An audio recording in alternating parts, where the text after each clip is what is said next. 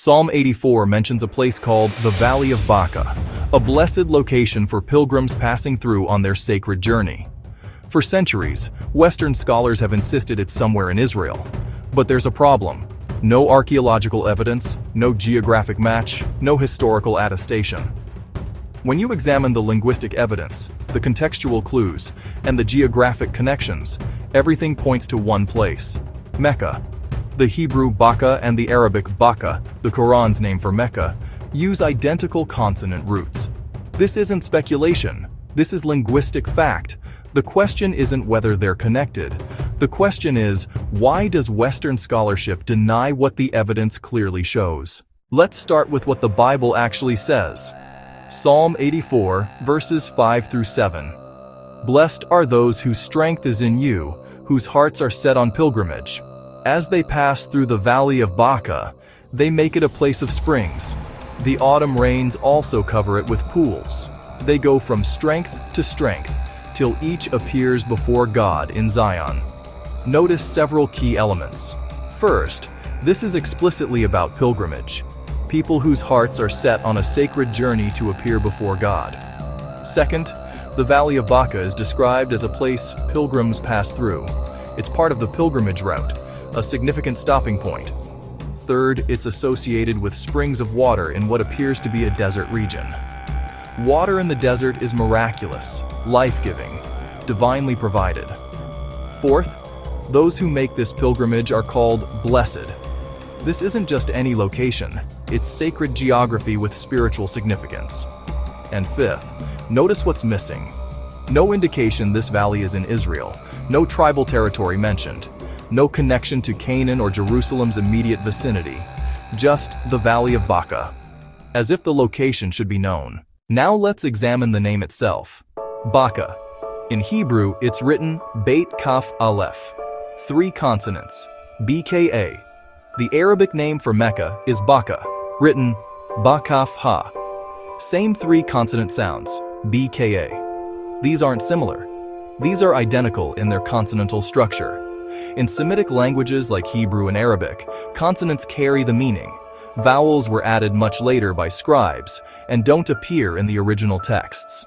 The Quran explicitly uses the name Bakkah for Mecca. Surah 3, verse 96.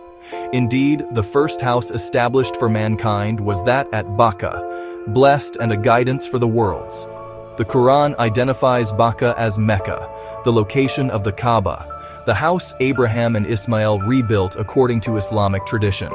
And here's what makes this even more definitive.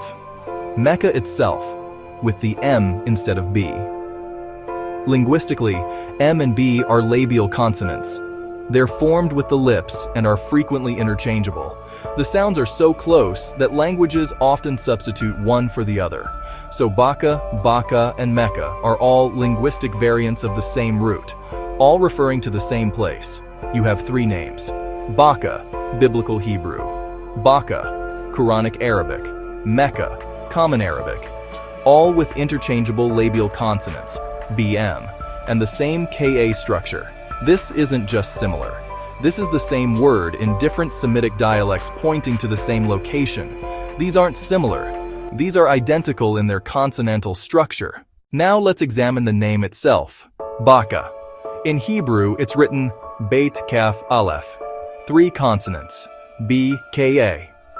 The Arabic name for Mecca is Bakkah, written Bakaf Ha. Same 3 consonant sounds, B-K-A. These aren't similar.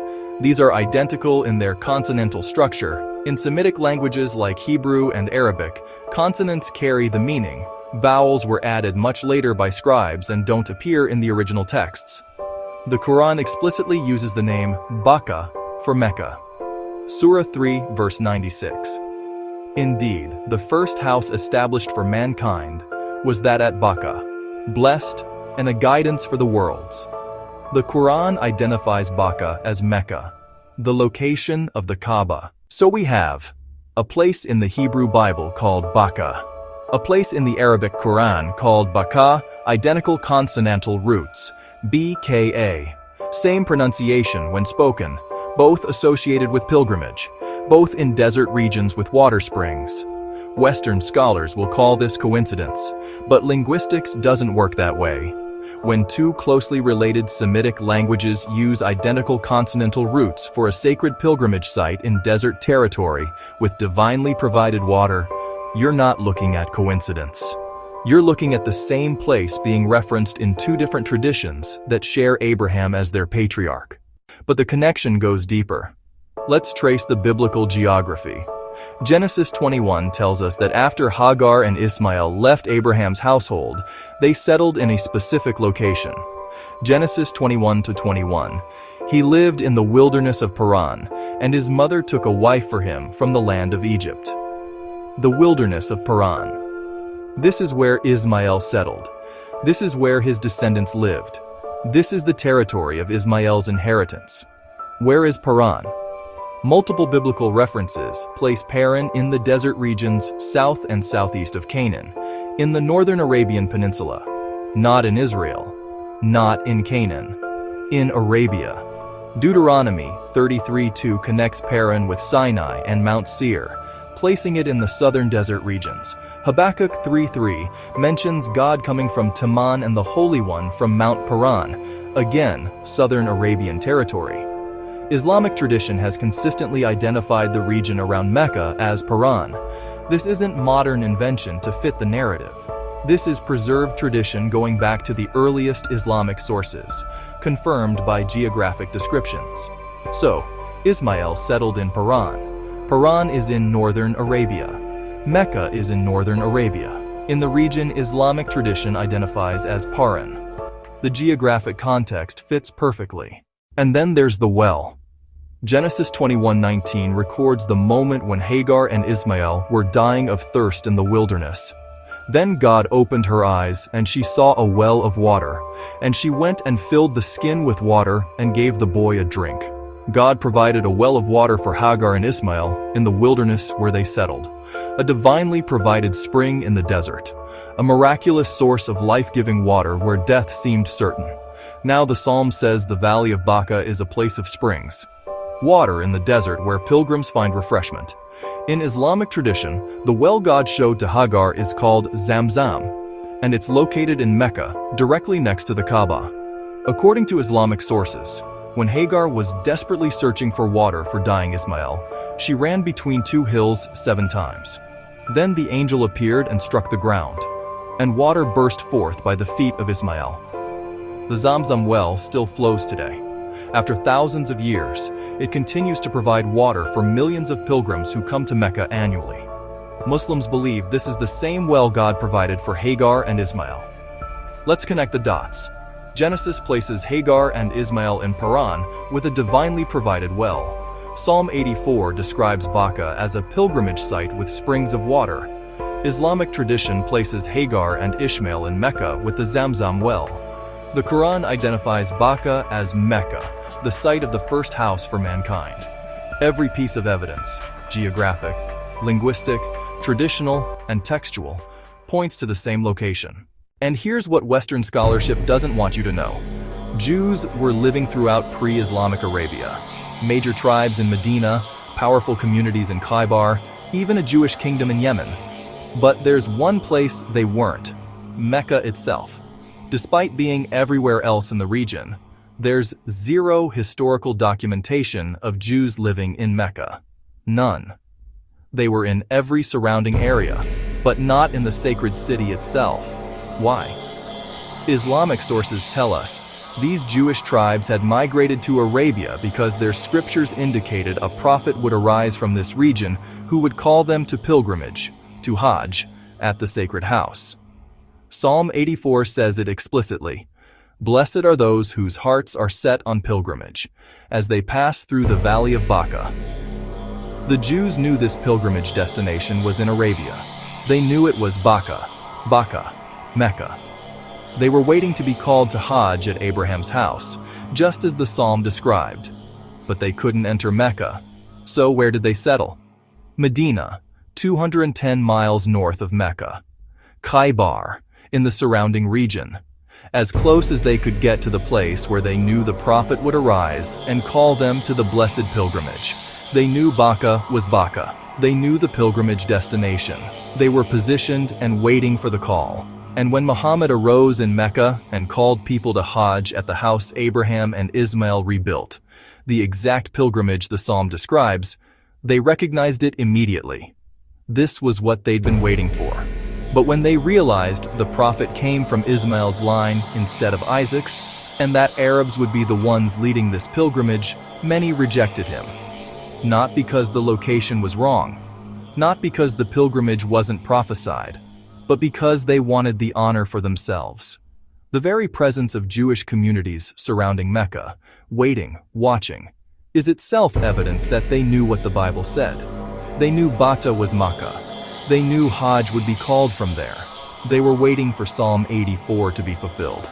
And when it was, they rejected it, because of who was chosen to fulfill it. So if the evidence is this clear, linguistic identity, pilgrimage context, geographic location and paran, the divinely provided well that still flows, why does Western biblical scholarship resist the Bakkah and Mecca connection so strongly? Because acknowledging this connection creates a chain reaction of theological implications they're not willing to accept. If Bakkah is Mecca, then, first, the Bible explicitly acknowledges a sacred pilgrimage site in Arabian territory, in Ismael's land, not Isaac's. This means Arabian geography has biblical sacred significance. Second, pilgrimage to this Arabian site is not just historically noted, it's spiritually blessed. Psalm 84 calls those who make this pilgrimage blessed. That's divine endorsement of pilgrimage to Ismael's territory. Third, Ismael's line has legitimate, ongoing sacred geography. This isn't just historical territory that was blessed once and then abandoned. This is spiritually significant space where God's presence continues to be honored. Fourth, if there's a biblically endorsed pilgrimage site in Ismael's territory, and if prophets spoke of the glory of Kedar in Arabia, as we saw in the last episode, and if Ismael received the 12 prince structure just like Israel's 12 tribes, then a prophet arising from Ismael's line to call people to worship at this sacred Arabian site would fit the biblical framework. It wouldn't contradict Scripture, it would fulfill it, and that's what they absolutely cannot admit. Because if Bakkah equals Mecca, then Muhammad's claim to prophethood, calling people to pilgrimage at the house Abraham built in Arabian territory blessed by biblical prophets, has biblical precedent and theological legitimacy. The resistance isn't based on evidence. It's based on ideological self-preservation. Western scholarship would rather claim Bakkah is some unknown valley in Israel. Despite zero archaeological evidence, zero geographical corroboration, zero historical attestation, zero textual indication, then admit the Bible points to Mecca. But denial doesn't change facts. And here's something Western scholarship conveniently ignores. Jewish communities were living in Arabia, specifically around Medina and Mecca, during the time of Prophet Muhammad. Why were they there? Islamic sources record that these Jewish tribes had migrated to Arabia because their own scriptures indicated a prophet would arise from that region. They were waiting for him. They knew the prophecies pointed to Arabia. When Muhammad began his mission, some of these Jews initially recognized the fulfillment of what their texts had foretold. But since the prophet came from Ismael's line instead of their own, many rejected him. Not because the prophecy was wrong, but because they wanted the honor for themselves. The very presence of Jewish communities in Arabia, in the region of Mecca and Medina, waiting for a prophet, this itself testifies that they understood their scriptures pointed to Arabian sacred geography. They knew Bakkah was Bakkah. They were there because of it. The linguistic match between Bakkah and Bakkah is undeniable. Identical consonantal roots in closely related Semitic languages. The pilgrimage context fits perfectly. Both are sacred sites where blessed pilgrims journey. The geographic location matches. Paran is in northern Arabia, where Ismael settled and where Mecca is located. The well still testifies. Zamzam continues to flow, providing water for pilgrims just as the psalm describes springs in Bakkah's valley. The Quran's explicit identification confirms Bakkah is Mecca, the first house established for mankind. Every strand of evidence, linguistic, geographic, contextual, traditional, and textual, points in one direction. and the only reason to deny it is ideology, not evidence. The scribes couldn't erase this reference from the Psalms. It survived. And now modern scholarship has to either acknowledge what it clearly indicates or deny the obvious to protect a theological narrative. The evidence speaks for itself. Bakkah is Mecca. The Bible acknowledges sacred Arabian pilgrimage geography connected to Abraham and Ismael. The connection is undeniable once you're willing to see it. Bakkah is Bakkah. Bakkah is Mecca. The Bible acknowledges a sacred Arabian pilgrimage site in the territory where Ismael settled. The linguistic evidence is identical. The geographic context fits. The well still flows. The Quran confirms it. The scribes couldn't erase the reference, so modern scholarship just denies the obvious connection. But you can't argue with consonantal roots. You can't dismiss a well that's been flowing for millennia. You can't ignore that Paran is in Arabia and Bakkah has springs, just like Mecca has zamzam. The evidence stands, and it points to Arabian sacred geography that the false pen tried to erase but couldn't completely remove. Next, the spirit that drives all this denial. It's not new. It goes back to the beginning of Israel's story. The spirit of supremacy, envy, and the willingness to erase anyone who threatens the narrative, including Joseph. The pattern that explains everything. Subscribe to see how deep this goes.